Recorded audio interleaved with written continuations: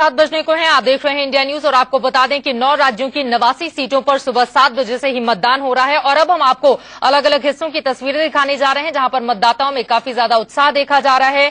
पश्चिम बंगाल के हुगली और हावड़ा की तस्वीरें हैं जहां पर सुबह से ही लंबी कतारें देखी जा रही हैं। वहीं अमृतसर में मत्था टेकने के लिए पहुंचे अरुण जेटली, चूंकि पहली बार लोकसभा के चुनाव में वो मैदान में हैं और जीतने के लिए हर दांव उन्होंने आजमाया है सुबह सुबह आशीर्वाद लेने के लिए। और यहां पर काफी ज्यादा वो आश्वस्त अपनी जीत को लेकर भी दिखाई दे रहे थे।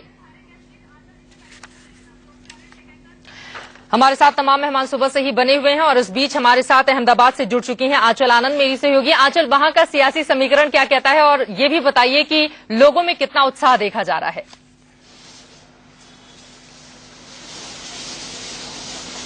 चित्रा, जहां पर हम इस वक्त खड़े हैं वहां पर ये रानिप का पोलिंग बूथ है। वैसे तो पूरे के पूरे गुजरात में करीब 45,000 पोलिंग बूथ है, लेकिन रानिप के इस पोलिंग बूथ की खास बात यह है कि आधे घंटे में यहां पर मोदी जी आकर खुद अपना वोट कास्ट करने वाले हैं। ये एरिया भले ही अहमदाबाद का हो, लेकिन ये गांधीनगर कॉन्स्टिट्यूएंसी में आता है, यानी कि मोदी जी अगर वोट करेंगे और कमल का बटन दबाएंगे तो वो वोट अडवाणी जी को जाने वाला है, नंबर 1। नंबर 2, जहां तक कि अहमदाबाद ईस्ट और वेस्ट कॉन्स्टिट्यूएंसी की हम बात करें तो यहां पर भी मतदाताओं में हम खासा उत्साह देख सकते हैं।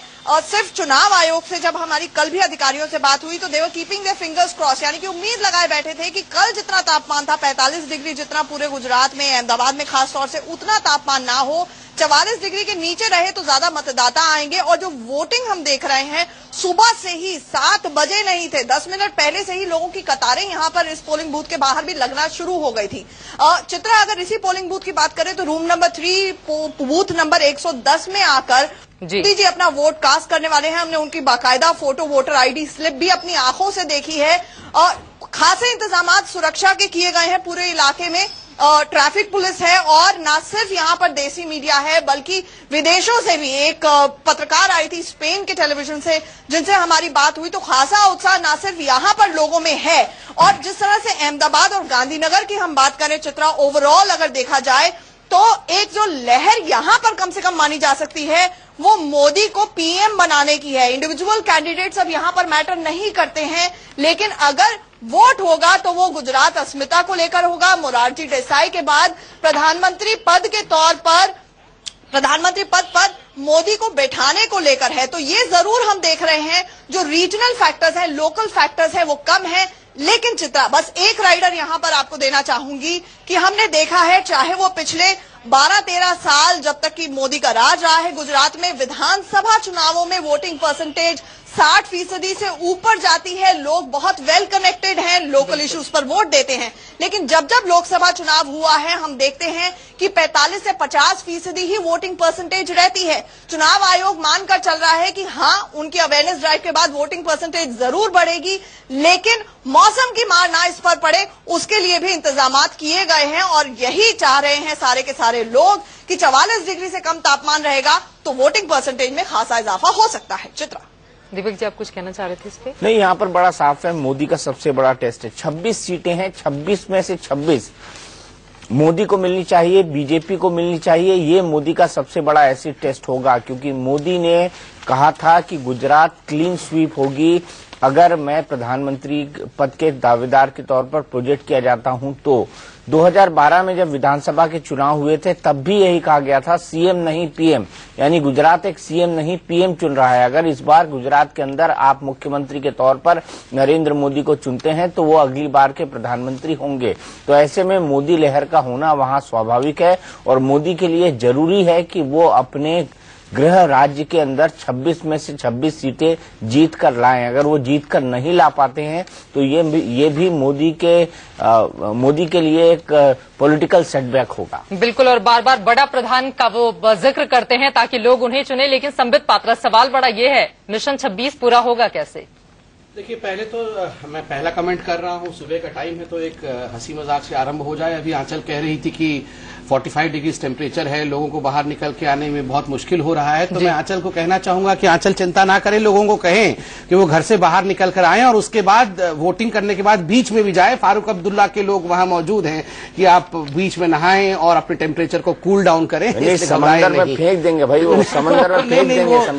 टोन डाउन हो चुका है, अब डिप करके आना है केवल। जो लोग स्वाभाविक रूप से 26 सीटें हैं, हर एक कोई मोदी जी गुजराती अस्मिता को ध्यान में रखते हुए मोदी जी के लिए वोट कर रहा है, तो स्वाभाविक रूप से आज पूरा गुजरात बीच में होगा और ठंडक का माहौल होगा। और मैं आश्वस्त करता हूं कि गुजरात में जिस प्रकार से 26 सीटों के विषय में भी दीपक जी बोल रहे थे, इसमें कोई दो मत नहीं है कि गुजराती अस्मिता पूरी तरह से मोदी जी के साथ है। गुजराती अस्मिता पूरी तरह से मोदी जी के साथ। इस समय आती हूं आपके पास, लेकिन बड़ा सवाल यही है, विधानसभा चुनावों में 72% वोट होता है, वोटिंग होती है, लेकिन लोकसभा के चुनाव में 2009 में सिर्फ 47% हुए थे। मनीष अवस्थी को जोड़ना चाह रहे थे। जी मनीष। नहीं, मैं संवित पात्रा को सुन रहा था। संवित जी, आपको मैं ये बता दूं कि मध्य गुजरात और सौराष्ट्र आपके पक्ष में जाता दिखाई नहीं दे रहा है। यहाँ पर आपकी जो जड़ें हैं वो जरा कमजोर हैं, तो इस बात को लेकर भी ध्यान देना होगा कि यहाँ पर कांग्रेस की जड़ें ज्यादा मजबूत हैं, जिसको लेकर ये नहीं कहा जा सकता कि पूरी 26 ही आपकी है। बिल्कुल, मैं तो बिल्कुल मानता हूं कि 26 की 26 गुजरात में तो हमारी ही है। देखिए, जिस प्रकार से आप कांग्रेस को कह रहे हैं कि कहीं ना कहीं उनकी बढ़त है, तो मुझे लगता है कुछ दिनों पहले जिसने हमने देखा कि मधुसूदन मिस्त्री को पोल के ऊपर चढ़ना पड़ रहा है, ये बढ़त बिल्कुल दर्शाता नहीं है। ये एक रैटल्ड कांग्रेस है। उन्होंने तो आरोप लगाए थे कि ये दादागिरी भी तो हो सकती है। नहीं नहीं नहीं नहीं नहीं नहीं, दादागिरी बिल्कुल नहीं है। जिस प्रकार से पोल पे चढ़ना पड़ा है, ये बहुत संकुचित मानसिकता है। ये बिल्कुल जिसको कहते हैं ना, रैटल्ड कांग्रेस, एक तरह से हिली हुई कांग्रेस है गुजरात में। ये प्रच्छन्न दादागिरी का नमूना होता है। दादागिरी केवल दिखा करके ही नहीं होता है, उसका बैकग्राउंड बनाया जाता है। तो दादागिरी का माहौल का जो एक भय होता है वो बीजेपी क्रिएट करती है। आप सीधे सीधे क्यों देखते हैं? अगर समय हो तो मैं गुजरात का कुछ विश्लेषण करूं। सर, हम गुजरात पर डिस्कशन करेंगे, लेकिन विपिन चौबे इस वक्त हमारे साथ जुड़ चुके हैं लखनऊ से, और लखनऊ में आपको बता दें कि बीजेपी के अध्यक्ष राजनाथ सिंह खुद मैदान में हैं, रीता बहुगुणा जोशी कांग्रेस पार्टी की ओर से, और वहां पर काफी ज्यादा उत्साह इस वक्त देखने को मिल रहा है। अब विपिन के साथ कुछ लोग जुड़े हुए हैं। जी विपिन। देखिए चित्रा, जो लखनऊ है वो अटल जी का गढ़ कहा जाता है, और अटल जी के पूर्व सहयोगी शिव कुमार जी हमारे साथ है, वो भी अपना वोट कास्ट करने आए हैं। सर, सबसे पहले आपकी वो स्लिप मैं दिखाना चाहूंगा। शिव कुमार जी अटल जी के पुराने सहयोगी, और खासकर जब लखनऊ की बात करें तो अटल जी का नाम आना स्वाभाविक है। हम इनसे बात करते हैं। सर, अटल जी के गढ़ है, गमछा उन्होंने भेज दिया राजनाथ के लिए, राजनाथ सिंह के लिए अंग वस्त्र भेज दिया है। क्या अंग वस्त्र लाज बचाएगा? लाज बचाएगा? अरे अंग वस्त्र तो ऊपर ले जाएगा, बहुत हवा में। क्या पीएम बना देगा? नहीं, पीएम बनाने के साथ थंपिंग मेजोरिटी से जीतेंगे यहाँ से। लेकिन यहाँ की जो समीकरण है वो बहुत टेढ़े मेढ़े हैं। जो ब्राह्मण 3 कैंडिडेट्स हैं, खासकर अल्पसंख्यक वोटों की बात करें तो पूरे देश में ध्रुवीकरण हो रहा है। आपको लगता है कि लखनऊ में वो ध्रुवीकरण आपके पक्ष में होगा? बल्कि पक्ष में होगा, सारा ध्रुवीकरण भाजपा के पक्ष में होगा, राजनाथ के पक्ष में होगा। राजनाथ सिंह को भारी बहुमत से यहाँ से विजय मिलेगी, ये मेरा पूर्ण विश्वास है। आप अटल जी को भी चुनाव लड़वाते आए हैं, लेकिन राजनाथ जी की किस तरह की स्ट्रैटेजी अपनाई गई है? क्योंकि समीकरण बदले हैं लखनऊ में भी, आप जानते हैं, और आपका यह इकलौता अपना गढ़ है। ये पहले भी कोई समीकरण ऐसे ही थे, आज भी वही समीकरण है। टेक्निक बदल गई है चुनाव की, चुनाव की टेक्निक बदल गई है, और उस टेक्निक का सहारा लेकर सारे प्रत्याशी अपना अपना प्रचार कर रहे हैं।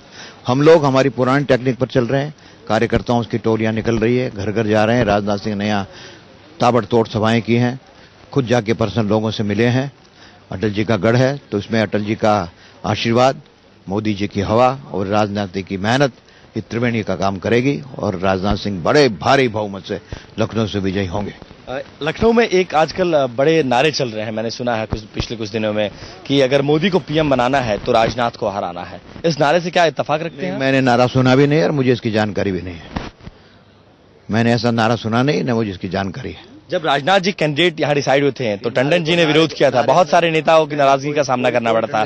सब पाले में आ गए हैं या अंदर खाने अभी विरोध जारी? नहीं, कोई विरोध नहीं है। टंडन जी ने कोई विरोध नहीं किया। टंडन जी ने कहा कि राजनाथ सिंह आए हैं, वो लगातार उनके साथ काम कर रहे थे और रात तक सारे काम करते रहे हैं। विरोध का सवाल ही पैदा नहीं होता।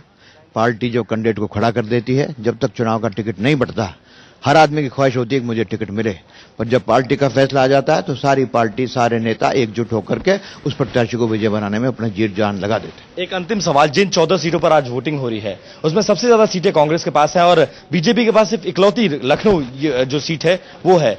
आपके पास खोने के लिए बहुत ज्यादा नहीं, लेकिन पाने के लिए बहुत ज्यादा है। इन 14 सीटों में अपने आप को कहां देखते हैं? नहीं, हम तो इन सब सीटों में विजय प्राप्त करने की उम्मीद करते हैं।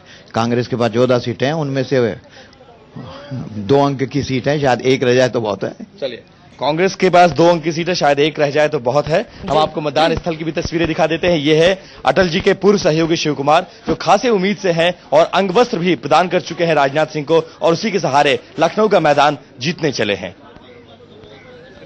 बिल्कुल विपिन, दोबारा भी आपके पास हम लौटेंगे। निजी सचिव रह चुके हैं 5 बार के साथ साथ अटल बिहारी वाजपेयी के, और chief election agent Shiv Kumar ji, जो कि वोटिंग के लिए पहुंचे हुए थे, जीत का दावा भी उन्होंने किया है।